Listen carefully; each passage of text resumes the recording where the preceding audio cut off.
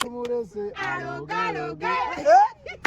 aja tikulika yo ngonyiririddeyo bannange. Oh my god. Balobona kunkabya mazigo basigalabika. Bajatia zo bannange. Nange mwebale sanywe. You are such wonderful and beautiful.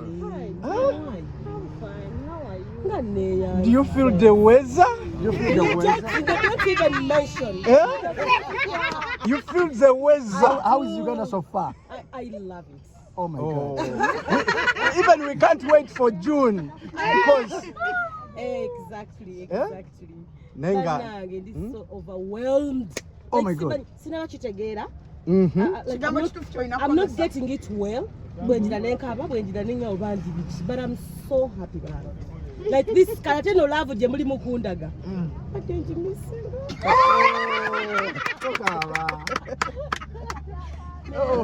Don't cry, Ajati. Bafani bakumisinga. I am here. Yeah? Okumanyanga I am here. Ntandika shows on Wednesday. Okakasa. December yonna ali booked. Ali booked yenna. Alhamdulillah management nungi nenga abantu mwe munjagadde nnyo munjagala nnyo. But I'm here by the way. Tugenda creating ebintu bingi nnyo.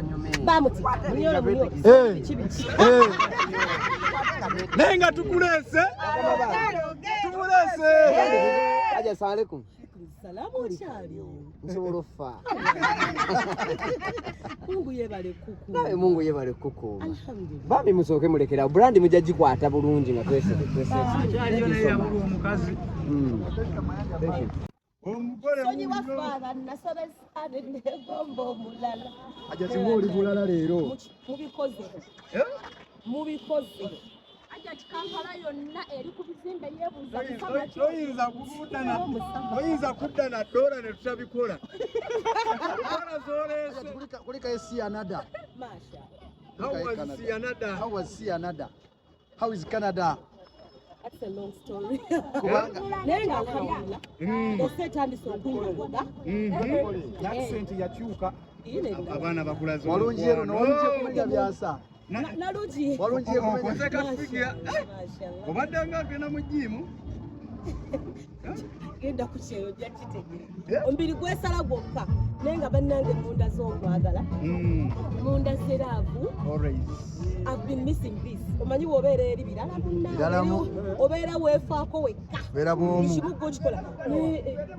Up to now. Tukyalina omugole. I'm still in L. Oh my God. I'm still in L. What's that in Uganda?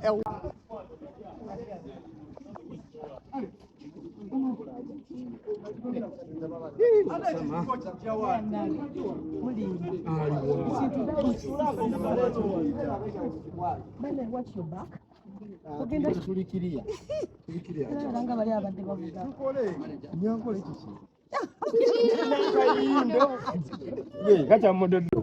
Zakyobadde. Asooke mbabuuzeeko n'ekiramuso ekisinza okubeera ekirungi. Enambwayo.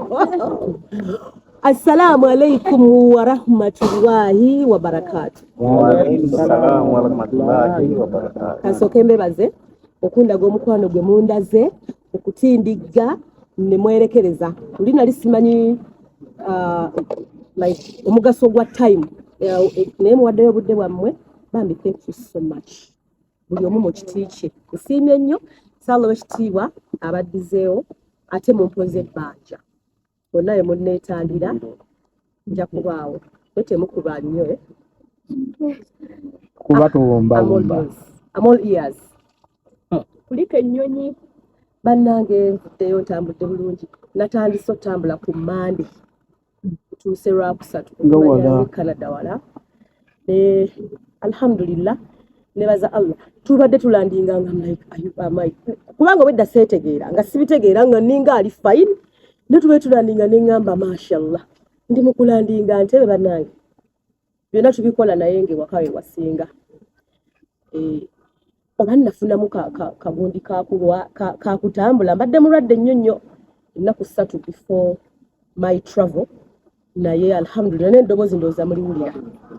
So ndi open era ebibuuzo byammwe naye nga nkomyewo na bidi Ikomyewo n'amaanyi gonna biidhin rahman ge mwali mumanyiiko ne ge mwali mutamanyiiko n'ebintu bingi byenjize gye mbadde. So this time round ekintu kino kigenda kubeera kya njawulo. And I want to introduce to you this thing. Abantu badde basaba nnyo Sebo n'abanaga tukube mu concert so n'ensalawo mbaleetere concert eno ate erina ekintu ekirala ekigiri emabega. Njagala kuddiza abantu after my show. Oh my God. Ekigenda ova mu show eno kigenda kudda eri abantu. So nja kibanjulira bemunawo bamukyagadde ensobo kibanjulira naye nga I am overwhelmed. Nebaza abakola bookings zonna kubanga nayogera ne management netuteekayo akalanga ako kaali ka mu covid naye munnange ne tulaba nga abantu ekintu bakyagadde ne batandika omukubira Christmas yajjudde boxing day yajjudde emikolo mashallah barakallahu fiikum kyo zitandika Lwakusatu n'abalala bakola bookings hajati wammwe enkomyewo ngenda bakuba omuziki ku muziki music wange mumanyi and you know me when I'm on stage I mean business. I value your money nembawo ekyo kyemwetaaga. So mbasaba obwesigwa bwe mwali munninamu ate kati mu budde ngemu kuba kati ndi mulalamu. Kajja ensawo zonna ozireese. Ensawo sizireese naade nina ensawo 9 naye ensawo babadde baziseera kubanga ndeseemu ensawo emu ngeri excess nikugisasudde $603. So tebakusuubira okuddamu kulaba entebe ng'ogenda. Kyobadde otegeeza omuntu otambulamu n'okomawo naye nga ebise tozi waffe yasalawo kubanga n'okukomawo era nali simanyi naye Allah alhamdulillah Mungu waaba alina enteekateeka toswaje kino kankigamba buwagizi bange tulina plan naye tulina master plana kati wobanga osaba musabe akuwa obuguniikirize kye kirungi kyakupulaningira so weesanga ebintu bikyuse nga tomanyi nange nalabiraawo nga ngamba kati nzirayo kyaddola. Hajjati Stacia wali wagendera mu kagaali ng'oli mu tusuubire nti baakulongoosa buli kimu kati kiri taratibu. Ge maddagano badde ku treatment okumala omwaka gumu n'ekitundu naye alhamdulillah bama ne bazuula eddagala era kati likola bulungi. Babadde balinda kulabanga balabe kuba bankyusa mbadde ku ddagala lya mirundi like 17 naye ne bagalino liganye ne banteeka mu byuma and all the stuff naye alhamdulillah pressure yali ya damaginga emisuwa gyange egisinga olw'ebintu byempiseemu byenze mpitamu ng'omuntu so mbambi banzija I thank God and I'm okay. Biidhin Rahman. Omazeyo bbanga ki? Mazeyo emyaka 2 n'emyezi 5 banegenda weza Lwamala okujjanjabwa n'ofuna omulimu n'otandika okukola. Ate nno munnange olowooza nagufuna maze n'okujjanjabwa nkugambye maze omwaka gumu ku treatment omwaka gumu n'ekitundu ku treatment ate natandika okukola nga nakamalayo emyezi 3 kuba nali nfunye work permit. Sasa abeerawo eri nga tokola kulinda process weeneegira obeerewo otya eri teri bawagizi bange ngammwe kuba eno omuntu akuwaayo n'obuwi ssente eri munnaye gwe weemanyira ennaku obeera kaana kambaata so natandikirawo eno twabadde tufuna third party information nti eri obadde osoma busawo sebbanga lyomazeeyo obadde okola oba obadde osoma busawo byonna eri tosobola kubeerawo nga tokola era abaliyo bakimanyi nti okola nga bw'osoma. Nasooka n'enkola egyo emirimu egyanchaleginga ennyo n'enkizuula nti ate olina okwongeramu ebitabo.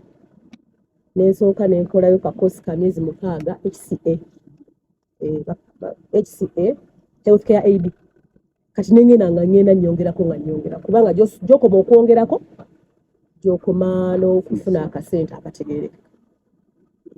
Hajjati abadde bagamba nti ekyeyo kyagaanye okusalawo dde waka kituufu kye kigaanye. Anti kati nze engeri gye saateesa nze saagenda kuba kyeyo nze nagenda kunzijanjaba nentuuka eri nga nina okufuna embeera embeezaawo kati ate ne bwe nali ngenda sirina gwe nateesa naye ate ne bwe kiba kinene era alhamdulillah ekirungi nkomyewo eka ate nomala era n'otukabirira nti ekyeyo kiri taafu. Kyomukwano kiri taafu era this is what I'm going to tell you. Abantu abali ku byeyo mubawe respect. Abantu abagenda ku byeyo mubawe bitiibwa. Esente zaabwe muzi respecting. Bambi temulya sente za muli wakyeyo. N'ekirala omuntu ali ku kyeyo bw'agamba nti nno talina ssente. Aba talina. Aba talina. So mubaleke. Kubanga eri ekifugayo bills. Mbeera ki gye wayitamu ku kyeyo gwe gyojjukira lwogirowoozaako obuuka abamazira osoogisharinga n'abawagizi bo.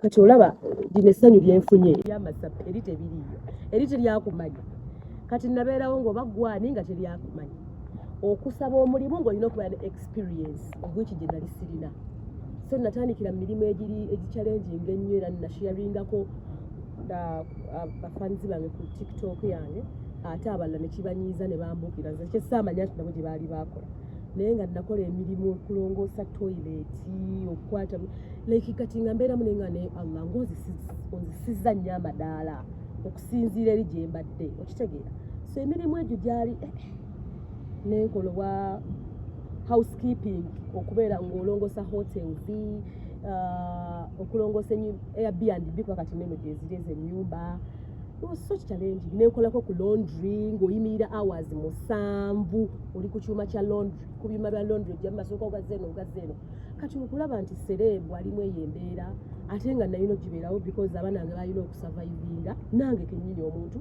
eri gye nalo obulamu bweri buli very expensive unlike here noonya omukulu yayimba awandika akayimba Uganda esinga Bulaaya amanja bana Uganda mwagala ensi yammwe. I am telling you this is a very beautiful country. Very beautiful. Tujagala nnyo.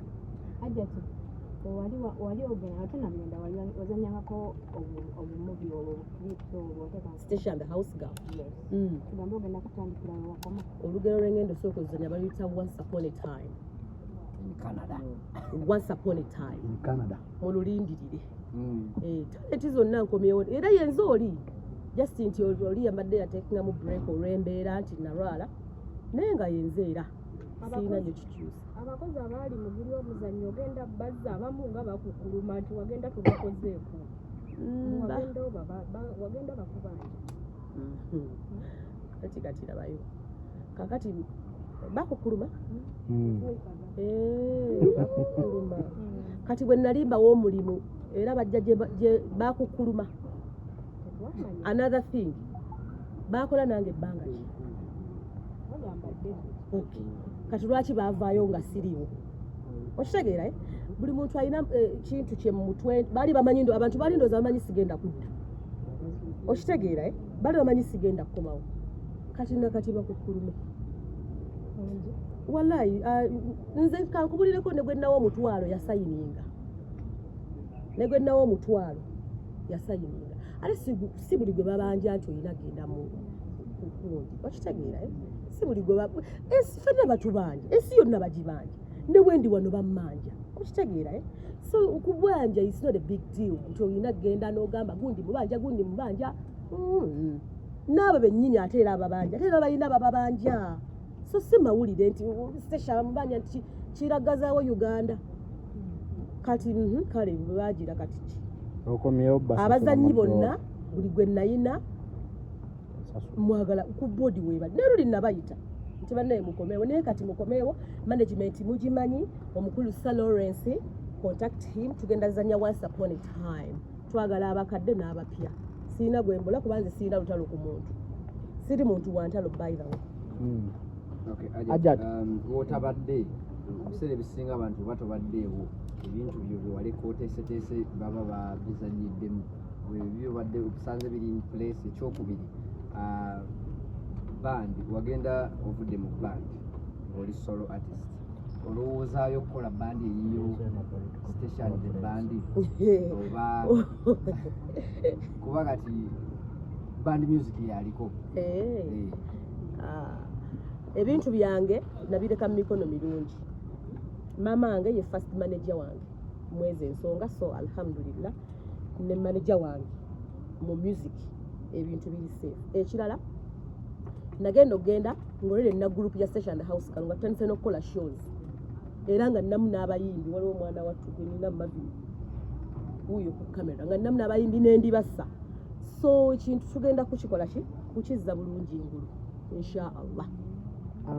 Ajati ekibuuzo kyange wagendera era waliwo ebyayogerwako ku linnya lyo nti otwala abantu wabweru nali wali that was then nali ku Equatorio nga nina sitema abamawulire abaliwo ebiseera ebyo ne bagikuba n'abalaba abalala nezaali nteekateeka za mungu eyo neggwawo kati there is no assurance nti ojja kuddamu batwala. Abannange njagala muziki ngenda kuwa abantu bange omuziki njagala kuba ndongo kati mpulira njeewulira nina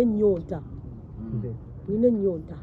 Ekibuuzo kyange ekisembayo Ajati kiri ku Carol Nantongo yavaayo n'akwogerera nti toli wa mutima mulungi ku sayidi ye.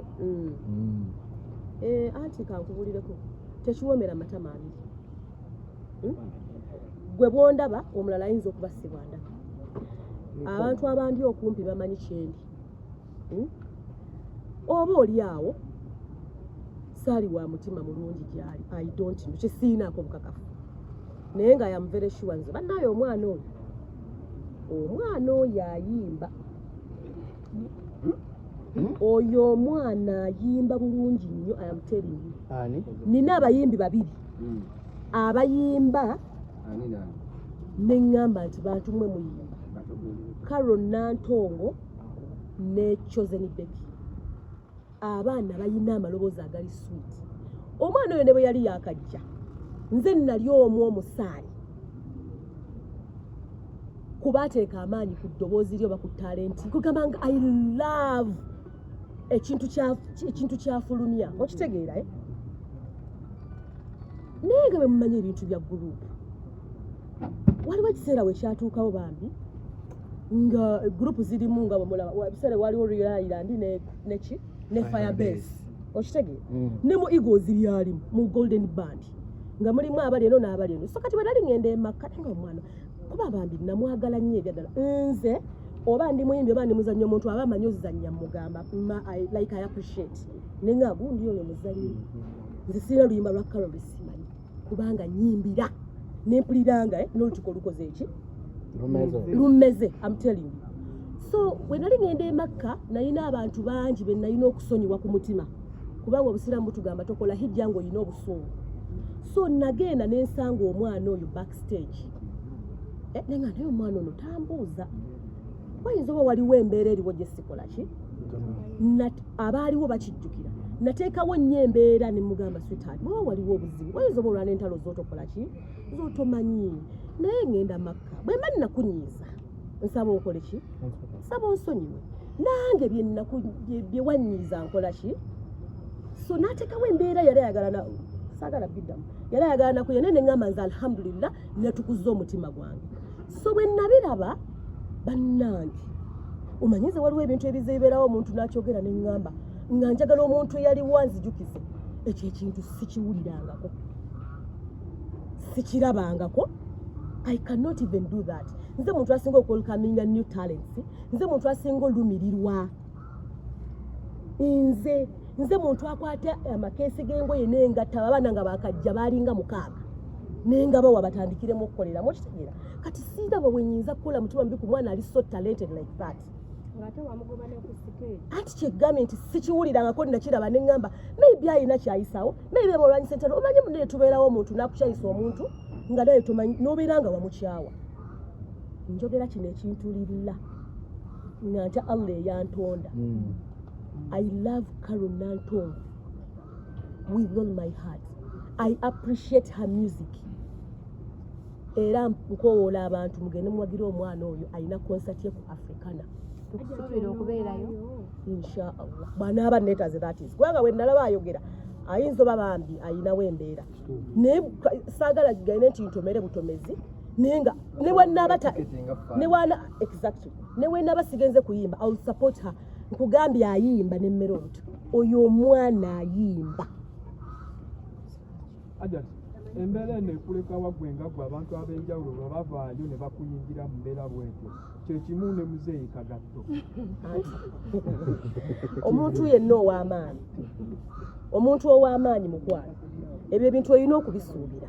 Ate teri muntu ali perfect. Okitegedde? Tewali muntu ali perfect. Buli muntu alinamu ensobi, buli muntu alinamu obumulu.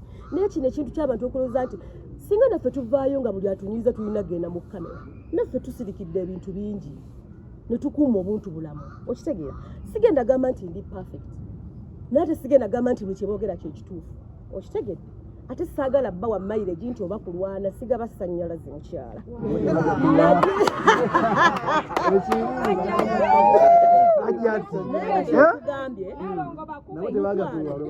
Nabo tebakuwaamu. Tosobola kusimba kinnya nga tosimye, tosobola kusimba muti nga tosimye kinnya. Never. Omuntu w'amaanyi gwe bakola ki? Naye ekinneewuunyisa nti mbadde nabo mu industry for a long time. Lwaki baasalawo okuvaayo nga siriiwo? Ekyo nakyo mukirowoozeeko. Why that time? Exactly. Hajat.